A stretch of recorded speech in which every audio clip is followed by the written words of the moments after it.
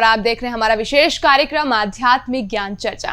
और आइए शुरुआत करते हैं कार्यक्रम की और जानते हैं विचार जगत गुरु तत्वदर्शी संत रामपाल जी महाराज, सतलोक आश्रम बरवाला, जिला हिसार हरियाणा, बनाम हंसादेश पंथ के प्रमुख संत श्री सतपाल जी महाराज, पंजाबी बाग, दिल्ली के विचार। दर्शकों, आज हम बात करेंगे साधना टीवी चैनल के माध्यम से आदरणीय संत सतपाल जी महाराज जी से। तो चलिए चर्चा को आगे बढ़ाते हुए सबसे पहले हम महाराज जी का स्वागत करते हैं। महाराज जी, आपका बहुत बहुत प्रणाम। धन्यवाद, नमस्कार। अब हम जानना चाहेंगे कि आपके इष्ट देव कौन है?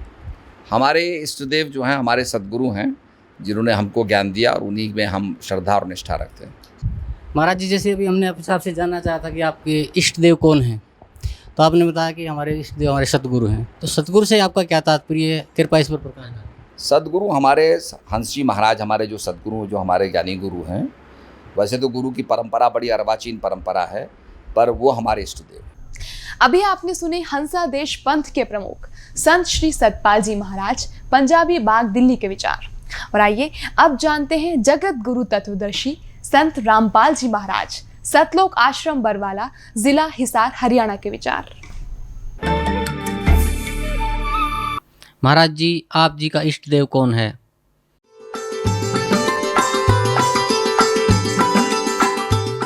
मुझ दास का जो इष्ट है, इष्ट देव है, वो परम अक्षर ब्रह्म है, जिसके पर्यायवाची शब्द परमेश्वर, सत्पुरुष, अकाल मूर्त, शब्द स्वरूपी राम आदि उसी परम अक्षर ब्रह्म के उपमात्मक नाम है। उनका वास्तविक नाम कबीर देव है, कबीर साहब है, अल्लाहु अकबर है। इसी परमेश्वर ने सर्व ब्रह्मांडों की उत्पत्ति की, सभी प्राणियों की। ये सर्व उत्पादक प्रभु है। सर्व उत्पादक का अर्थ होता है जिसने सभी आत्माओं का भी, वो जनक है। सभी आत्माओं की उत्पत्ति उसी ने की, सभी ब्रह्मांडों की उत्पत्ति उसी ने की, और 5 तत्व तथा 3 गुणों की उत्पत्ति भी उसी परमेश्वर परम अक्षर ब्रह्म ने की, कबीर देव ने की। और वही परमात्मा, वही परम अक्षर ब्रह्म, जिसे हम संत भाषा में सत्य पुरुष कहते हैं, वो भारतवर्ष की इस पावन धरती पर सन 1398 संवत 1455 ज्येष्ठ सुदी पूर्णमासी को सुबह ब्रह्म मुहूर्त में सतलोक से अपने निज स्थान से चलकर आकर एक शिशु रूप धारण करके कमल के फूल पर विराजमान हुई। वहां से उनको नीरू नीमा नाम के एक पति पत्नी थे। वो जुलाहा जाति से थे, जुलाहा कर्म करते थे। वो निसंतान थे, उनको उठाकर घर ले गए। परमात्मा जुलाहों की कॉलोनी में रहने से, जुलाहा समुदाय में रहने से और बड़े होकर जुलाहे का कार्य करने से वो जुलाहा कहलाए। ये मुझ दास के इष्ट देव हैं। अभी आपने सुने जगत गुरु तत्वदर्शी संत रामपाल जी महाराज, सतलोक आश्रम बरवाला, जिला हिसार हरियाणा के विचार। और आइए अब जानते हैं हंसादेश पंथ के प्रमुख संत श्री सतपाल जी महाराज, पंजाबी बाग, दिल्ली के विचार। अब हम जानना चाहेंगे कि आपके इष्ट देव कौन है? हमारे इष्ट देव जो हैं हमारे सदगुरु हैं, जिन्होंने हमको ज्ञान दिया और उन्हीं में हम श्रद्धा और निष्ठा रखते हैं। अभी आपने सुने हंसादेश पंथ के प्रमुख संत श्री सतपाल जी महाराज, पंजाबी बाग, दिल्ली के विचार। और आइए अब जानते हैं जगत गुरु तत्वदर्शी संत रामपाल जी महाराज, सतलोक आश्रम बरवाला, जिला हिसार हरियाणा के विचार। महाराज जी, इष्ट देव और सतगुरुदेव एक ही हैं या इनका अस्तित्व भिन्न भिन्न है? इष्ट देव पूज्य परमात्मा होते हैं और गुरुदेव उस परमेश्वर इष्ट का एक प्रतिनिधि होता है। जो उस परमात्मा से मिलाने की विधि बताता है। जो संत अपने सतगुरु गुरु को ही इष्ट देव कहते हैं, उनको आध्यात्मिक ज्ञान कुछ भी नहीं है। वो आध्यात्मिक गुरु नहीं हो सकते। इस काल भगवान ने अपने नकली संतों के द्वारा, नकली महंतों के द्वारा, नकली झूठे इन आचार्य और शंकराचार्यों के द्वारा परमात्मा के यथार्थ मार्ग को लोप करवा रखे। इस दास को यह सेवा दी, इस सच्चीकरण की, परमात्मा के बच्चों तक ये सच्चाई पहुंचाने की, और दास उस पर परमात्मा की ही रजा से अग्रसर है और अंतिम श्वास तक इस सच्चाई को, परमात्मा के यथार्थ ज्ञान को ऐसे ही बोलता रहूंगा और परमात्मा के बच्चों तक ये संदेश पहुंचा के छोड़ूंगा। चाहे समय कितना ही लग जाए, ये समय आएगा। परमात्मा का साथ है, सद्ग्रंथ हमारे पास है। संत का जो शस्त्र है, संत का शस्त्र सद्ग्रंथ है, उसका ज्ञान होता है। तो कबीर साहब कहते हैं, और ज्ञान सब ज्ञानड़ी और कबीर ज्ञान सो ज्ञान, और जैसे गोला तोब का अब करता चले मैदान। उन्हीं तत्व ज्ञानहीन संतों में से बहुत से संतों, आचार्यों, शंकराचार्यों के ज्ञान का और सद्ग्रंथों के ज्ञान से तुलना करके समाज के पास पहुंचा दिया दास ने। उन्हीं में से कुछ शेष रहते हैं, उनको भी आपके रूबरू कर रहा हूं। यथार्थ भक्ति मार्गहीन प्राणियों में से एक हंसा देश नाम का एक पंथ है, जिसके अंदर करोड़ों की संख्या में श्रद्धालु फंसे पड़े हैं। और श्रद्धालु ही होते हैं। वो अपने भगवान पर ब्लाइंड फेथ करते हैं, अपने गुरु पर वो अंधविश्वास करते हैं। और श्रद्धालु का ये स्वभाव होना भी चाहिए, क्योंकि टीचर के वचनों पर स्टूडेंट ऑब्जेक्शन नहीं कर सकता, क्योंकि वो टीचर मान रहा है उसको। तो वो टीचर उस विद्यार्थी को यदि 2 दूना 6 पढ़ा रहा है, तो वो बच्चा 2 दूना 6 ही पढ़ेगा। और दूसरा व्यक्ति कोई उसको कहने की चेष्टा करे घर पे कि आप गलत बोल रहे हो, तो वो नहीं मानता। उसका स्वभाव है, वो विश्वास करता है अपने अध्यापक पर। अब इस स्वभाव का दुरुपयोग कर लिया इन नकली संतों ने, तत्व ज्ञानहीन संतों ने। इनको ना सद्ग्रंथों का ज्ञान, ना वेद और गीता और पुराणों का ज्ञान, और बन गए ये गुरु। गुरु बनना कोई बालकों का खेल नहीं है। एक अनमोल मनुष्य जीवन के साथ खिलवाड़ करना और उसका भार अपने सिर पे रखना, ये बहुत बड़ा अपराध है परमात्मा के विधान में। अब आपके रूबरू करते हैं अंसा देश नाम का एक पंथ है, उसके प्रवर्तक हैं श्री हंस राम सिंह, जिनको बाद में हंस जी महाराज कहा जाता था। हंस जी महाराज एक बहुत ही पुण्यकर्मी प्राणी थे, एक बड़े महात्मा थे। उनके 2 पुत्र हुए, एक का नाम है श्री सतपाल जी महाराज और दूसरे का नाम है श्री प्रेम जी महाराज। जिसको बाल योगेश्वर भी कहते हैं, और जिसका अधिक प्रचार अमेरिका के अंदर है, और यहाँ भी बहुत सा है, यहाँ बहुत कम आता है।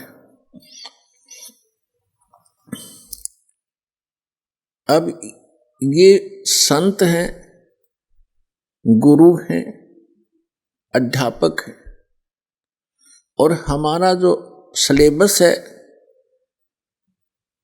हम विद्यार्थी हैं, आप जी विद्यार्थी हैं, और हमारा आध्यात्मिक जो पाठ्यक्रम है, सिलेबस है, पवित्र श्रीमद् भगवत गीता, पवित्र चारों वेद और पवित्र पुराण और पवित्र कबीर वाणी, कबीर सागर, कबीर साखी, कबीर बीजक, ये मानव समाज का एक विधान है, एक सिलेबस है, यह अध्यात्म का विधान है। जो व्यक्ति अपने सदग्रंथों के विपरीत ज्ञान प्रदान करता है तो वो teacher out of syllabus study करा रहा है, आउट ऑफ सिलेबस टीचिंग कर रहा है, अपने पाठ्यक्रम से अलग पढ़ा रहा है। जैसे कोई अध्यापक पाठ्यक्रम के अतिरिक्त ज्ञान देता है तो वो टीचर ठीक नहीं, वो शत्रु है विद्यार्थियों का। तो ये कार्य वर्तमान के सभी संत, महंत और आचार्य शंकराचार्य कर रहे हैं। ये दास बड़ी श्रद्धा से इन्हीं धर्म गुरुओं को तत्व ज्ञान युक्त मानकर इनसे प्राप्त ज्ञान के आधार से वही सर्व पूजाएं किया करता था। जिस दिन से ये तत्व ज्ञान की रोशनी हुई, आत्मा को एक धक्का लगा कि इतना अनमोल जीवन मनुष्य का, और ये हम भांग का भाड़े खो रहे थे।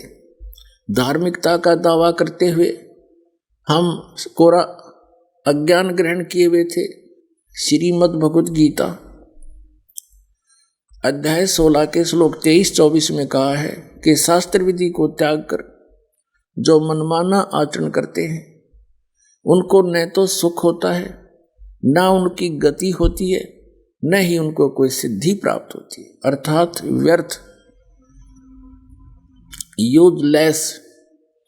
फिर कहा है 16वें अध्याय के 24वें श्लोक में, इससे तेरे लिए अर्जुन सद्ग्रंथ ही प्रमाण है।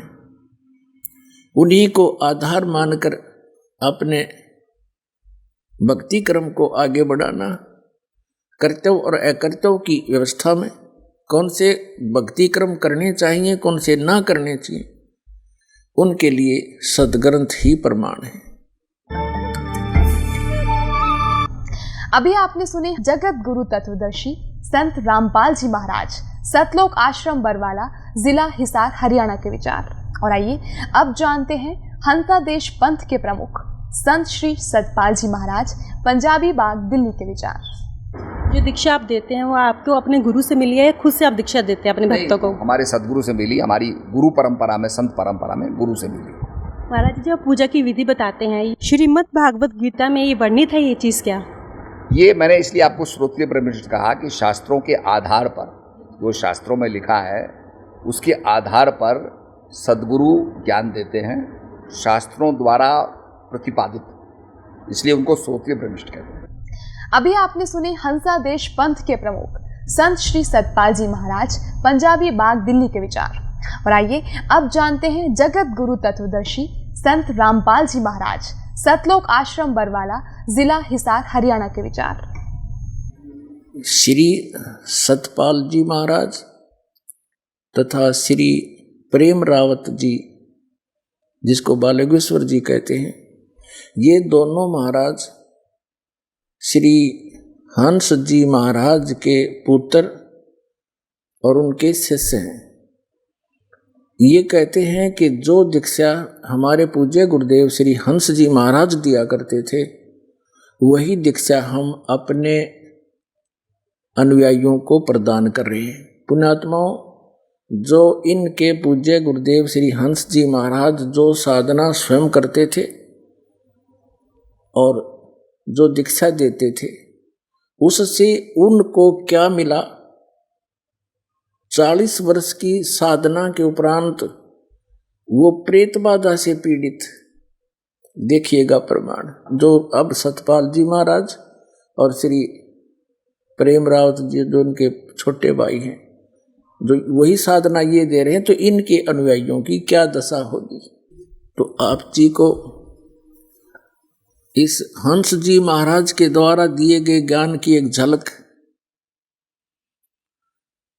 और जो भक्ति वो किया करते थे और कराया करते थे वो शास्त्र अनुकूल है या शास्त्र के विरुद्ध, और जो साधना वो किया करते थे उस भक्ति से उनको कितना लाभ या हानि हुई, तो उससे ये स्पष्ट हो जाएगा कि वो साधना उचित थी या अनुचित थी।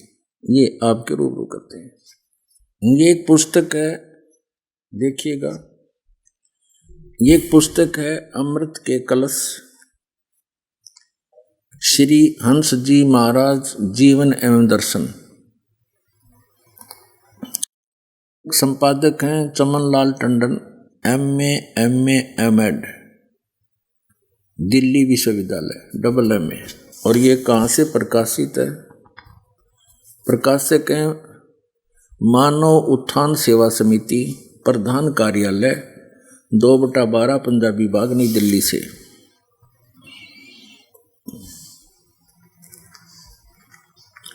मुद्रक में photo composing Rajeshwari photo setters private limited, 2/12 Punjabi Bagh, New Delhi से।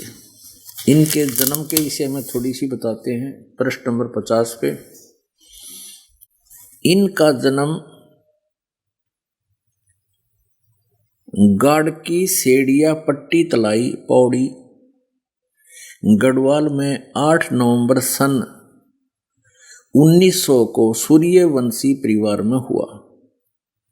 इनका जन्म का नाम हंसराम सिंह था।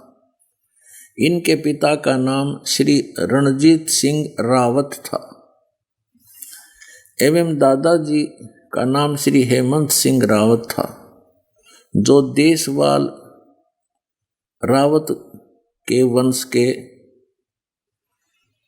साधारण कृषक थे। इनकी माता का नाम श्रीमती कालंदी देवी था। कालंदी देवी बहुत ही धर्मपरायण एवं भक्त हृदय नारी थी। महादेव और पार्वती के प्रति उनकी दृढ़ आस्था एवं श्रद्धा थी। उनके मंदिर में सदा पूजन हेतु जाती थी। श्री महाराज जी बताया करते थे, श्री हंस जी महाराज बताया करते थे कि उनकी माँ उनको भी अपने साथ मंदिर ले जाती थी और वहाँ मैं महादेव और पार्वती को साक्षात खड़े देखता था। इस प्रकार बचपन से ही उनके अंदर भगवान दर्शन की तीव्र लगन पैदा हो गई थी। बाल्यकाल से ही वह एक विलक्षण बालक थे। हंसी की छटा इनके मुख पर मंडल पर सदा गुलाब के फूल की तरह खिली रहती थी। आगे बताते हैं, प्रश्न नंबर 51 पर पढ़ते हैं। प्रश्न नंबर 51 पर, बाल्यकाल से ही वे एक सिद्ध पुरुष थे। बचपन से ही सिद्ध पुरुष थे। अपने पूर्व जन्म की कमाई के कारण स्वतः ही ध्यान मग्न हो जाते थे और अपने आप को ईश्वर प्रेम में खो बैठते थे। 1966 की गुरु पूर्णिमा के अवसर पर अपने बचपन के बारे में बताते हुए श्री महाराज जी कहने लगे, 1966 में ही इनकी मृत्यु हो गई थी। उसी से 1 महीने 2 महीने पहले की बात है। अवसर पर अपने बचपन के बारे में बताते हुए श्री महाराज जी कहने लगे कि मुझे बचपन से ही बहुत लगन थी। मैं बिल्कुल छोटा 8 वर्ष का था तो कई बार मैंने भगवान के दर्शन किए और अक्सर मेरी समाधि लग जाती थी। जब मैं अपनी ताई जी से कहता था तो वो कहती थी कि ऐसा हो ही जाता होगा। मैं कई बार आंखें बंद करके भगवान को पकड़ता था, दिव्य प्रकाश देखता था और सोचता था कि औरों को मिले हैं तो मुझे क्यों नहीं मिलते। होते होते बात समाप्त हो गई। अब 53 पृष्ठ पर पढ़ते हैं। आत्मज्ञान की खोज में महाराज जी हर धर्म संप्रदाय के लोगों से मिले, बातचीत करते थे और जो स्वतः उनको आंतरिक अनुभव होते थे उनके बारे में पूछते थे। भिन्न भिन्न धर्म सिद्धांतों का अध्ययन भी इस काल में महाराज जी ने किया, लेकिन किसी ने भी उन्हें प्रत्यक्ष अनुभूति का आश्वासन नहीं दिया। केवल किताबी ज्ञान या शास्त्रीय मत को ही संत महात्मा उनके सामने रखते रहे। उन्हें आत्म संतुष्टि नहीं मिल सकी। उनके अंदर तो उस परम सत्ता के प्रत्यक्षीकरण की जिज्ञासा प्रबल हो चुकी थी। अधिकांश साधुओं को उन्होंने केवल दिखावे का साधु ही पाया। संयोगवश लाहौर में श्री महाराज जी की भेंट एक ऐसे संत पुरुष से हुई जिनसे दीक्षा प्राप्त कर उनके जीवन का पूर्ण रूपांतरण हो गया और वे गुरु महाराज जी की छत्र छाया में अध्यात्म के गूढ़ रहस्यों और तत्व ज्ञान को सहज में समझ गए।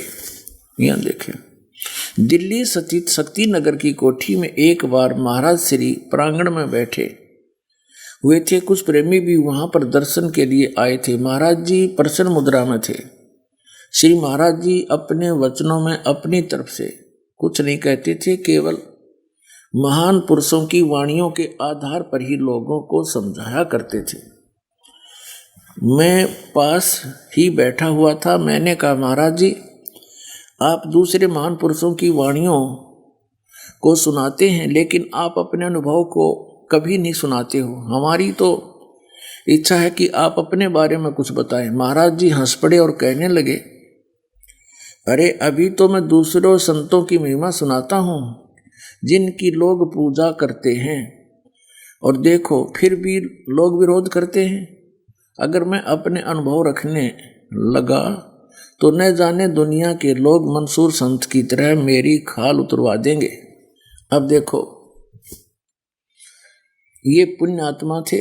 पूर्व जन्म की पुण्य कमाई से बचपन से ही इनके अंदर परमात्मा के पाने की लगन थी। समाधिस्थ हो जाते थे। भगवान शिव और पार्वती को साक्षात खड़ा देखा करते थे, जैसा ये बता रहे।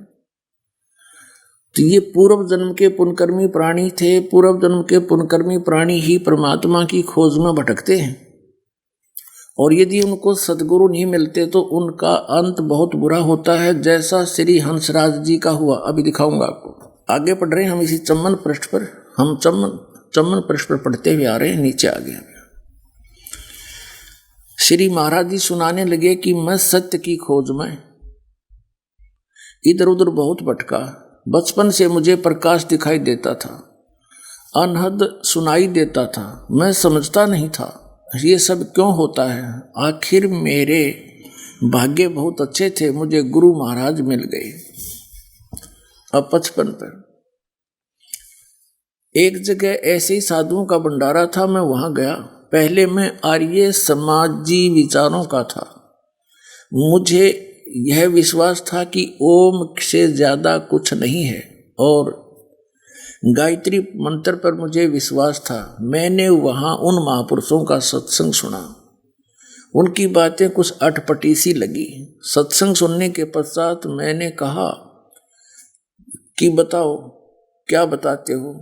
बोले कि फला जगह आना, वह हमारा आश्रम है। मैं वहां पहुंचा। बारिश हो रही थी, कपड़े भीग गए थे। बारिश में भीगता हुआ गया था। महात्मा जी मुझे देखते ही हंस पड़े।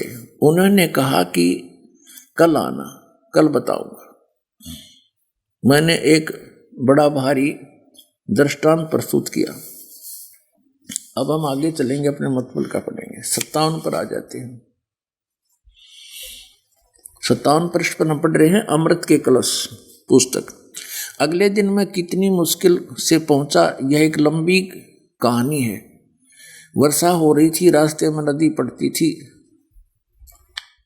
नदी को पार करके मैं रास्ता भूल गया, लेकिन ढूंढते ढूंढते आश्रम तक पहुंचा तो गुरु जी ने कहा आ गए। भीग गया था फिर, और वस्त्र पहने मैंने। तब उन्होंने एक प्रेमी से कहा कि कमरे में कुछ बिछा दो। फिर मुझे वहाँ ले गए और आसन पर बैठाया। उन्होंने मुझसे कहा कि हम तुझको जो बात बताएंगे वह अगर सच्ची हुई तो किसी को न बताना, और सच्ची बात हम तुमको बताएंगे तो तन मन धन तुम हमको देना। और तीसरी बात यह है कि 2 क्रियाएं एकांत में करना, 2 क्रियाएं हर्ष में करना। मैंने सोचा कि अगर बात झूठी होगी तो फिर मैं इनका भांडा फोड़ दूंगा, अगर सच्ची होगी तो फिर जरूर जानना चाहिए। कहा कि सच्चे दिल से कहो। मैंने कहा हाँ। अब हम 59 पर आ गए। अमृत के कलश पर पुस्तक है इनकी। कहा हाँ सच्चे दिल से कह रहा हूं। फिर उन्होंने उपदेश दिया और क्रियाएं समझाई। वैसे तो छोटेपन से मेरी समाधि लगती थी, सुरती चढ़ती थी, और एकांत में बैठता था तो अनहद सुनाई देता था। उस वक्त जब उन्होंने बात बताई तो खूब प्रकाश दिखाई दिया और अनहद भी सुनाई दिया, जाप भी किया और मन भी टिका। तीसरे दिन मैं नहा धोकर खूब साफ कपड़े पहनकर एकांत कोठड़ी में बैठ गया और मैंने ये प्रण किया कि अगर भगवान है तो मुझे दर्शन देगा, नहीं तो मैं नासवान हूं तो नष्ट हो जाऊंगा। कोई बात नहीं, अगर अमर भी हूं तो किसी योनि में भी जाऊंगा तो आगे परमात्मा का नाम कभी नहीं लूंगा। ऐसा करके सुमन किया तो झट लाइट आने लगी और एकदम सुरती चढ़ गई।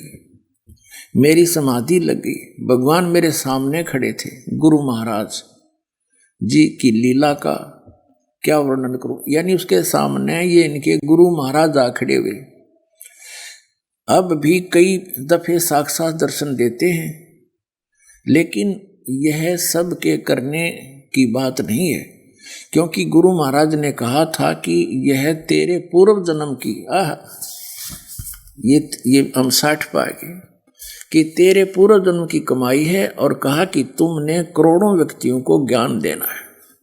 अपने आत्माओं दास जो बार बार कहता आ रहा है, ये प्रमाणित हो रही है कि ये पूर्व जन्म के पुण्यकर्मी प्राणी थे, साधक थे।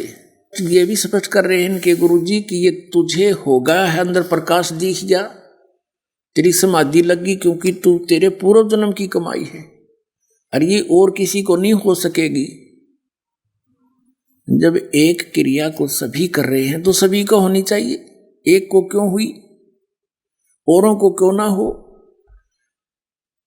तो ये बड़ा एक झंझट है, काल का जाल है, और अब इसको समझना अच्छी तरह से, अपने आप को बचाना है हम सब ने। ये पुण्यकर्मी प्राणी थे, पिछले पुण्यकर्म इसके बहुत ज्यादा भक्ति थी। जैसे इन्वर्टर की बैटरी चार्ज होती है, आगे चाहे चार्जर लगाओ चाहे ना लगाओ उसमें, फिर भी उससे बहुत कुछ लाइट जगती है, पंखे भी चलते हैं।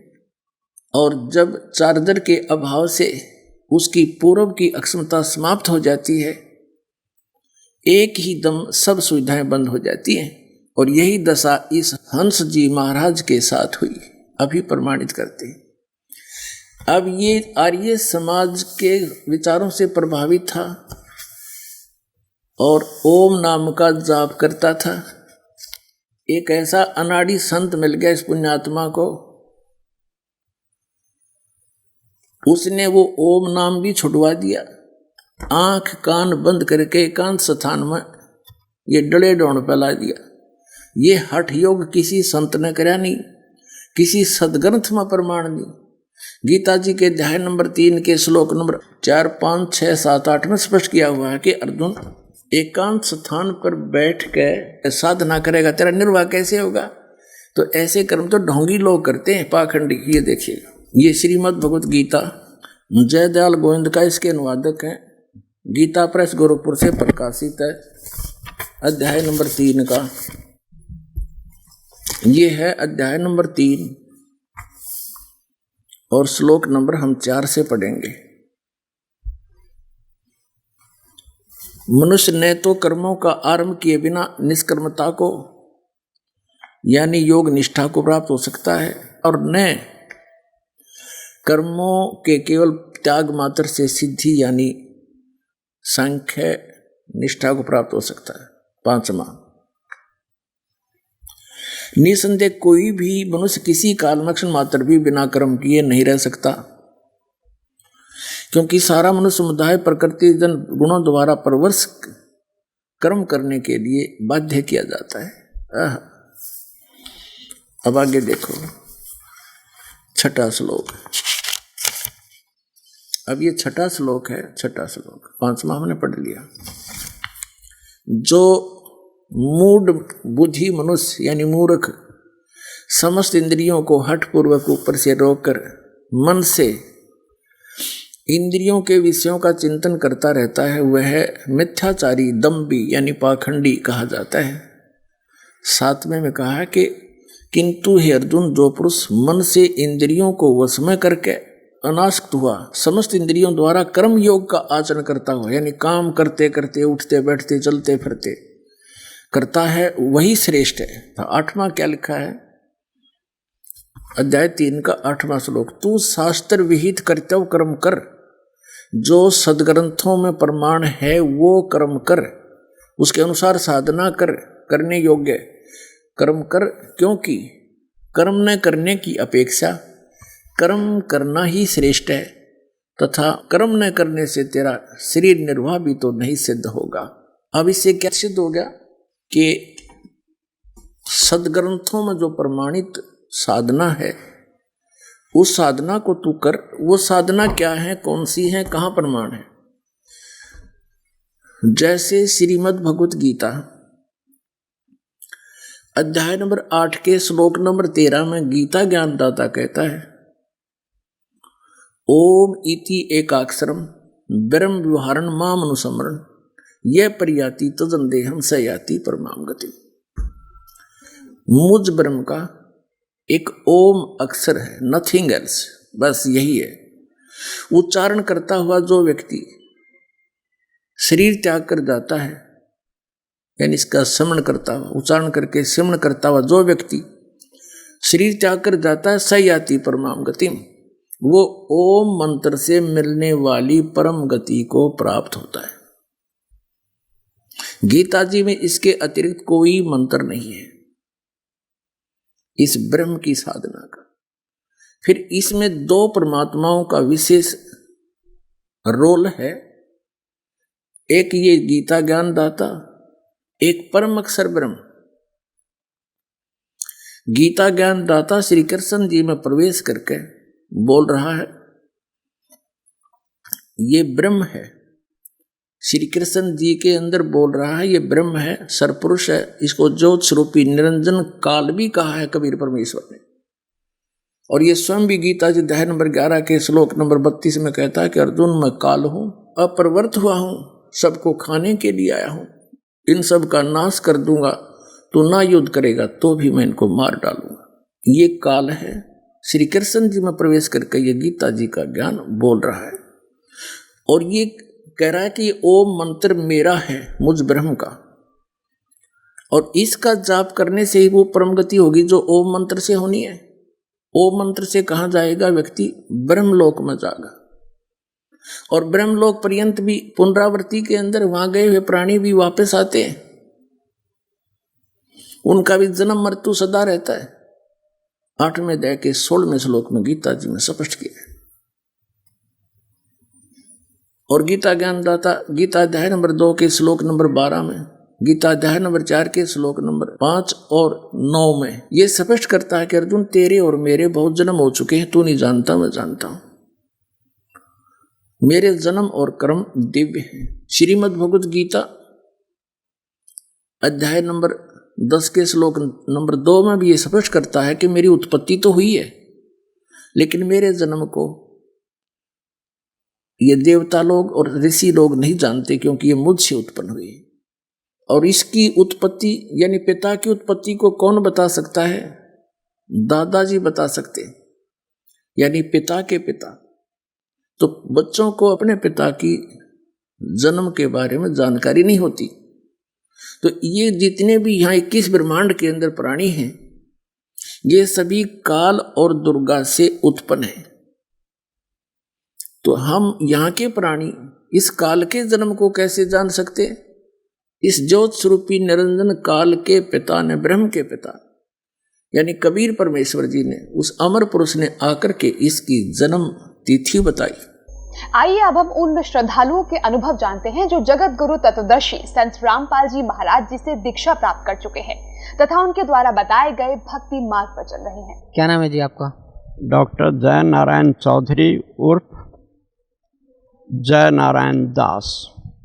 कहाँ से आए हैं सर आप? मैं मधुबनी जिला बिहार से। क्या काम करते हैं आप? मैं मेडिकल प्रैक्टिस कर रहा हूँ। संत रामपाल जी महाराज की शरण में कैसे आए? उसका मुख्य कारण था मेरी लड़की की बीमारी।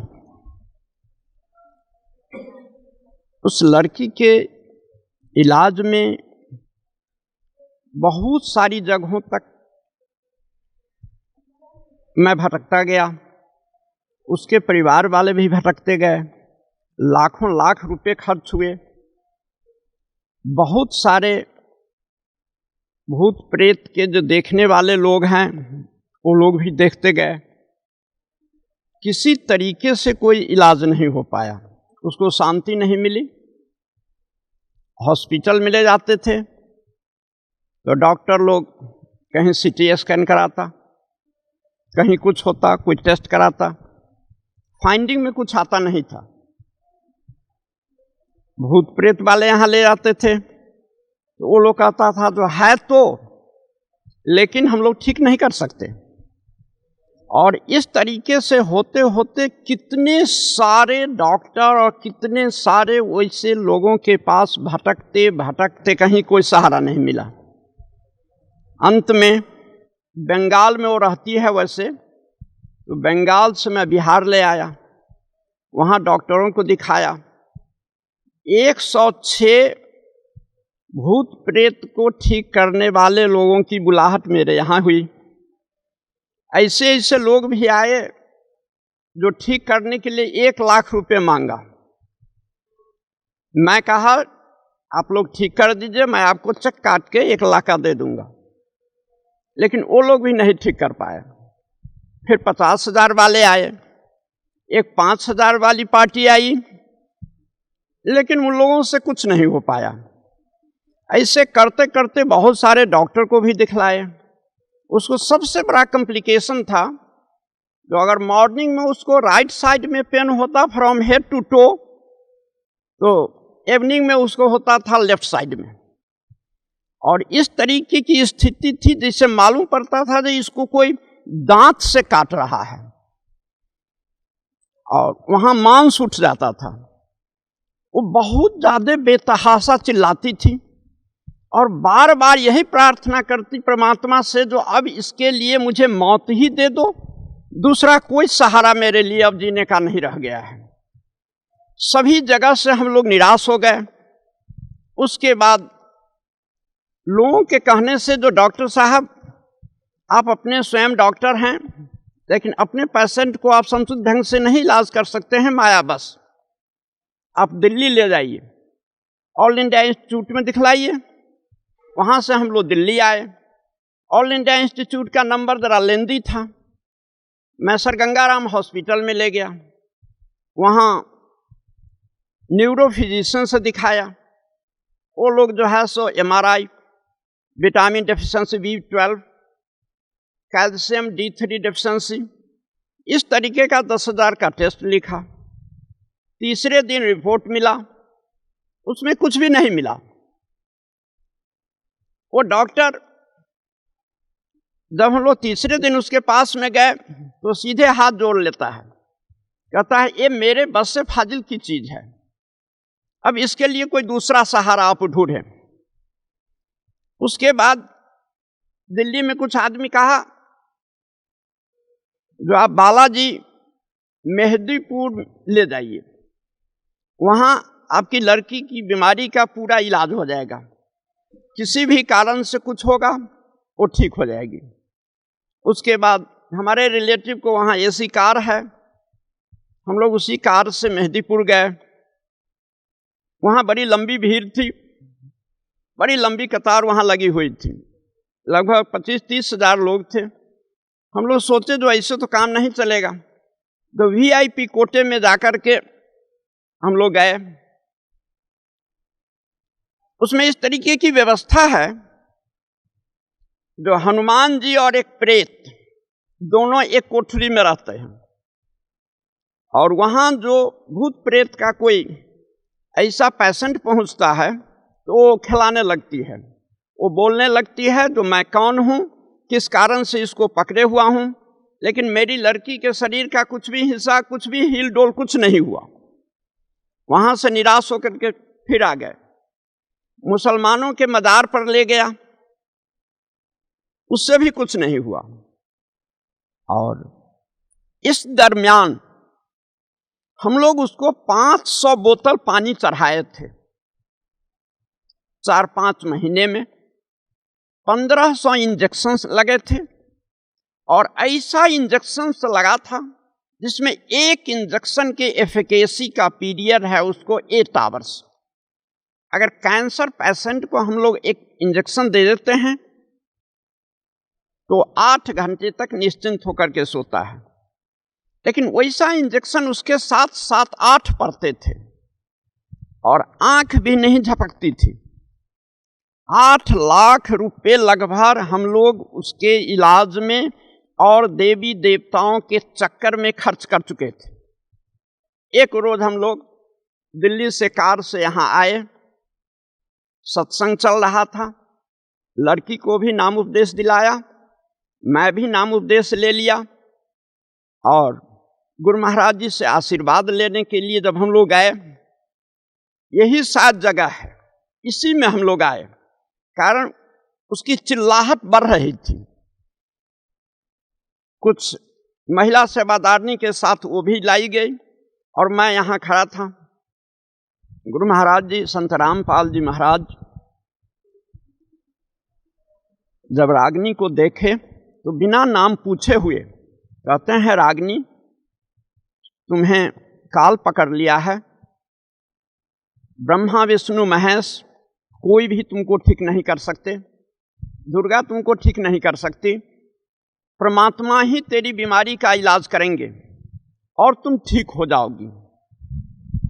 अब बेटिया तुम फिक्र मत करो। और इतना कहने के बाद गुरु महाराज जी उसे चरणामृत दे दिए अपने हाथ से, और फिर उसके बाद जहाँ मैं खड़ा था, मैं प्रार्थना करने के लिए खड़ा हो गया। कहा, गुरु महाराज जी मेरी बच्चियाँ आई है, बहुत जगहों से घूम कर के आई है, कोई सहारा इसको नहीं मिल रहा है, आप इस पर कृपा करें। गुरु महाराज कहते हैं, हाँ हाँ रागिनी उसका नाम है, उसको मैं आशीर्वाद दे दिया हूँ, परमात्मा की भक्ति करेगी और बीमारी ठीक हो जाएगी। और यही हुआ। उसी समय से उसके शरीर का पूरा दर्द समाप्त हो गया। बंगाल में दिखाए, बिहार में दिखाए, दिल्ली दिखाए, राजस्थान दिखाया, अंत में हरियाणा सतलोक आश्रम में संत रामपाल जी के माध्यम से इसका सही इलाज हो पाया और जादू की तरह असर हुआ। जादू भी इससे हम समझते हैं कुछ लेट में असर करेगा, जिससे कुछ मिनट जब तक वो मंत्र पढ़ेगा, कुछ छड़ी घुमाएगा, तब कहीं असर करे। यहाँ तो गुरु महाराज जी आशीर्वाद दिए और उसका कष्ट तत्क्षण समाप्त हो गया। वो लड़की अभी तक स्वस्थ है, दुरुस्त है। संत रामपाल जी महाराज की शरण में आने से पहले आप कौन सी भक्ति करते थे? शुरू में मैं भगवान शंकर की पूजा किया करता था, मैं जब बहुत छोटा था। उसके बाद 14 नवंबर 1984 को बाल योगेश्वर से दीक्षा प्राप्त किया 28 वर्षों तक मैं लगातार उनका शिष्य बना रहा। कहते तो बहुत सारी चीजें, लेकिन वास्तविक मुझे आंतरिक अनुभव नहीं हुआ। सुनाया करते थे जो परमात्मा निराकार हैं, गीता का श्लोक सुनाया करते थे, जो न वेदैर न तपसा न दानेन चज्जया शक्य एवं विधो द्रष्टुम दृष्टमान सिमांग था। उसको तो तुम देख नहीं सकते हो, अनुभव कर सकते हो। और जिस चीज को अनुभव कराते थे, जब मैं बीजक में कभी कभी पढ़ता था तो वहां का वर्णन कुछ और मिलता था और इन लोगों के कहने का वर्णन कुछ और था। तो मुझे इस तरीके की स्थिति महसूस हुई जो मैं बुरी तरीके से ठगा जा रहा हूं। मैं 8 वर्षों से केंद्र सहायक था। मेरे चलते बहुत सारे लोग उनके शिष्य हो गए। मुझे कुछ भी अनुभव नहीं हुआ। किया तो मैं 28 वर्ष तक उसका अभ्यास, लेकिन जिस स्टेज से मैं शुरू किया था, जहां से मेरी यात्रा शुरू हुई थी, आध्यात्मिक यात्रा, जब तक मैं जगत गुरु तत्वदर्शी संत रामपाल जी महाराज की शरण में नहीं आए थे, तब तक मैं वहीं रुका था जहां से मेरी यात्रा शुरू हुई थी। कोई आध्यात्मिक लाभ तो नहीं मिला, उल्टे इतनी परेशानी मुझे हुई, जिस परेशानी का मैं वर्णन करने लगूं तो किताब लिख दी जाएगी। सतगुरु का काम होता है जो आफत से भी बचाए, शरीर रक्षा करे, बीमारी से भी दूर करे, आफत में सहारा हो, आर्थिक लाभ भी दे समय पर, और वो निरोग काया लेकर के सारा काम करे संसार में। अब परमात्मा स्वरूप संत रामपाल जी मिले, मुझमें स्थिरता आना शुरू हो गई। अब जो मैं ग्रंथ पढ़ता हूं तो महसूस होता है जो ये वास्तविक गीता का जो ज्ञान है और सतलोक की प्राप्ति, वो सतगुरु के माध्यम से कैसे संभव हो पाएगा, वो रास्ता मुझे सुलभ हुआ और मैं बड़े निश्चिंत होकर के, बड़े शांत चित्त से मैं सुमिरन करता हूं। और जब कभी गहरी नजर गीता में या आध्यात्मिक ज्ञान गंगा पढ़ता हूं तो अब मुझे वर्ड बाय वर्ड समझ में आता है और मेरे कारण बहुत सारे लोग प्रभावित हो रहे हैं। और इसका मुख्य कारण है जो मैं वहाँ का प्रैक्टिशनर हूँ, 40 वर्षों से प्रैक्टिस करता हूँ। उससे पहले मैं एयरफोर्स में था। 4 मेडल भारत सरकार मुझे बांग्लादेश लिबरेशन के टाइम में मिला। ये इन्फ्लुएंस भी समाज में है। दूसरा इन्फ्लुएंस ये डॉक्टरी के कारण है। मैं BA MS पास किया, उसके बाद MD पास किया, उसके बाद FICA USA से लिया। FICA का फुल फॉर्म होता है fellow of the international college of angiology. Angiology means doctrine concerning vascular system, नारी संस्थान। अब प्रतिष्ठा वहां इस तरीके की बनी हुई है जो मेरी बात पर लोग यकीन करता है। मेरी लड़की की जो बीमारी थी उसका असर लाखों लाख लोगों के दिमाग में है जो किसी तरीके से डॉक्टर साहब की लड़की का इलाज नहीं हो पाया। बंगाल में दिखाए, बिहार में दिखाए, दिल्ली दिखाए, राजस्थान दिखाए, अंत में हरियाणा सतलोक आश्रम में संत रामपाल जी वहाँ रहते हैं, उनके माध्यम से इसका सही इलाज हो पाया और जादू की तरह असर हुआ। जादू भी इससे हम समझते हैं कुछ लेट में असर करेगा, जिससे कुछ मिनट जब तक वो मंत्र पढ़ेगा, कुछ छड़ी घुमाएगा, तब कहीं असर करे। यहाँ तो गुरु महाराज जी आशीर्वाद दिए और उसका कष्ट तत्क्षण समाप्त हो गया। और मैं हृदय से गुरु महाराज जी को मैं कितना कितना धन्यवाद दूं। वो तो हमारे गुरु महाराज जी हैं, परमात्मा हैं, सब कुछ हैं। और मैं और एक बात कह देना चाहता हूं, गुरु महाराज जी लाखों लाख उनके शिष्य होंगे, लेकिन मुझे मेरा नाम भी जानते हैं और बिना प्रार्थना किए हुए मुझसे जदा कदा पूछ देते हैं, जो कहो कैसा समाचार है, बेटिया का क्या समाचार है। उसके बाद अभी तक वो बहुत ठीक हाल में है। वास्तविक उसकी बीमारी का शुरुआत लगभग 10-12 बरस पहले हुआ, लेकिन हम लोग उसको सही ढंग से डिटेक्ट नहीं कर पा रहे थे। कभी अपेंडिक्स में दर्द हुआ तो उसको अपेंडिसाइटिस का ऑपरेशन करा दिए, गॉल ब्लैडर में पेन हुआ तो गॉल ब्लैडर का ऑपरेशन करा दिए, जब कहीं एब्डोमिनल एरिया के निचले हिस्से में दर्द हुआ तो किसी गायनेकोलॉजिस्ट से दिखा दिया, सर दर्द हुआ तो न्यूरोफिजिशियन से दिखा दिया। और सारे टेस्ट होते गए, होते होते अंत में कंक्लूजन कुछ भी नहीं निकला और हम लोगों के रुपए खर्च होते गए।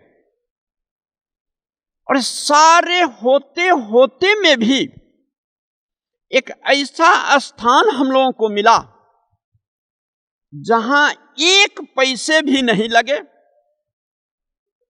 मुफ्त में भोजन मिला, मुफ्त में रहने की व्यवस्था हुई और ऐसा प्यार मिला जो इसको मैं शब्दों से व्यक्त नहीं कर सकता हूं। ऐसे तो मुझे कोई संबंधी भी हम लोगों से इतने अपनापन के साथ वो लोग नहीं बातचीत करते हैं जितने अपनापन के साथ गुरु महाराज जी सहृदयता पूर्वक हम लोगों से बातचीत करते हैं। और मैं बहुत बहुत गुरु महाराज जी का आभारी हूं। ये मेरा जीवन कल्याण हो रहा है। अब ये परिस्थिति जो मेरी लड़की के साथ हुई है, ये सबों के हृदय में दया की भावना उत्पन्न हो गई। मेरे घर के नजदीक से रास्ता है, जो कोई भी आदमी उस रास्ते से गुजरता तो यही कान लगा करके सुनता, जो क्या रागनी रो तो नहीं रही है, हंस रही है, इसका उम्मीद किसी को नहीं था। लेकिन ये था जो रो तो नहीं रही है डॉक्टर साहब की लड़की, लेकिन आज वही लड़की है जो सारे लोग देख करके इतने प्रसन्न होते हैं। और यहां का पता कितने लोग याद कर लिया, आया नहीं है बहुत लोग, लगभग 50 लोग मेरे साथ यहां आकर के उपदेश ले लिया। 100 किताब मैं मुफ्त में यहां से लोगों के नाम से भेजवा दिया बाय बुक पोस्ट। बहुत प्रसन्न हैं लोग, पढ़े लिखे लोग, एजुकेटेड लोग। ये नहीं कह पाते हैं जो डॉक्टर साहब आप कहीं गलत जगह फंस गए। सारे लोग परमात्मा के संबंध में जानना चाहते हैं और अपने जीवन को धन्य बनाना चाहते हैं। डॉक्टर साहब, आपने भिन्न भिन्न भक्तियाँ की, देवी देवताओं की, और फिर आप बाल योगेश्वर जी की शरण में भी रहे, उनकी बताई हुई भक्ति भी की, और फिर आप संत रामपाल जी महाराज की शरण में भी आए। तो संत रामपाल जी महाराज से नाम उपदेश लेने के बाद आपको क्या लाभ मिला? प्रथम लाभ, मेरे मन में स्थिरता आई। दूसरा लाभ, मेरी लड़की की जो बीमारी थी, जिसका इलाज करा करके हम लोग विभिन्न जगहों से, विभिन्न डॉक्टरों से, हॉस्पिटल से, विभिन्न और भूत प्रेत के जानकारों से दिखला करके कहीं भी फायदा नहीं हुआ था, वो संत रामपाल जी महाराज की शरण में आने से तत्क्षण फायदा हुआ। और इसका जीता जागता उदाहरण मेरी लड़की मेरे बगल में है। अब उसके सेहत को देख लीजिए और उससे दो चार बातें जो पूछनी है उस बीमारी के संबंध में आप स्वयं पूछ सकते हैं। बहन जी, क्या नाम है आपका? रागिनी, कहाँ से आए? बिहार से। आपको क्या तकलीफ थी? बहुत बड़ा बीमारी हो गया था। जो आपको पिताजी ने बताया वो सत्य है क्या? हाँ, सत्य है। आपकी बीमारी कैसे ठीक हुई? यहाँ संत रामपाल जी महाराज के सामने आके बहुत दया किए, इसलिए मैं ठीक हो गई। धन्यवाद बहुत। डॉक्टर साहब, आपके पूज्य गुरुदेव संत रामपाल जी महाराज ने जो वेदों का, पवित्र गीता जी का जो अनुवाद किया है, और वर्तमान के कुछ संस्कृत के विद्वान ये कहते हैं कि संत रामपाल जी महाराज को संस्कृत नहीं आती, तो उसके बारे में आपका क्या कहना है? देखिए, मैं भी संस्कृत पढ़ा और गीता भी पढ़ना जानता हूँ संस्कृत में। बहुत सारे संस्कृत के ग्रंथ भी पढ़ता हूँ। संत रामपाल जी महाराज जिस ढंग से गीता का विवेचन किए हैं, शायद इस ढंग से किसी और टीकाकारों ने नहीं किया। मैं विभिन्न टीकाकारों के पुस्तक को मैं पढ़ा, लेकिन टू द पॉइंट जिस तरीके से इनका उत्तर है और इनका अनुवाद है, इस तरीके से किसी भी संस्कृत जानकारों की किताबों में नहीं है। एक श्लोक है जो सर्वधर्मान परित्यज्य मामेकं शरणं व्रज। सारे अनुवादक व्रज को आना लिखा, जो मेरी सारे धर्मों को छोड़ करके तुम मेरी शरण में आ जाओ, जबकि व्रज का माने होता है जाना। अब तो ये समझ की बात है, जो जहां जाने की बात है वहां आना प्रश्न का उत्तर मिल रहा है। तो इसी से समझा सकता है जो दूसरे लोग दूसरे श्लोक सबका भी किस तरीके का अनुवाद किया होगा, और समझदार लोग समझ जा सकते हैं। जो अनुवाद गुरु महाराज जी का है, जिस तरीके की व्याख्या गुरु महाराज जी कर रहे हैं, ये अकाट्य है, भाषा के अनुरूप है, अध्यात्म के अनुरूप है, ज्ञानियों के लिए एक बहुत अच्छा पथ प्रदर्शन भी है। भगत समाज को क्या संदेश देना चाहते हैं? मैं भगत समाज को मेरे तरफ से यही संदेश है, जो संत रामपाल जी महाराज एक संत ही रूप में नहीं आए हैं, एक परम ब्रह्म परमात्मा स्वरूप हैं। इनकी आज्ञा को शिरोधार्य करके अपने जीवन को धन्य बनाइए और शाश्वत लोक को प्राप्त कीजिए। धन्यवाद आपका बहुत बड़ा सर, बहुत बहुत धन्यवाद।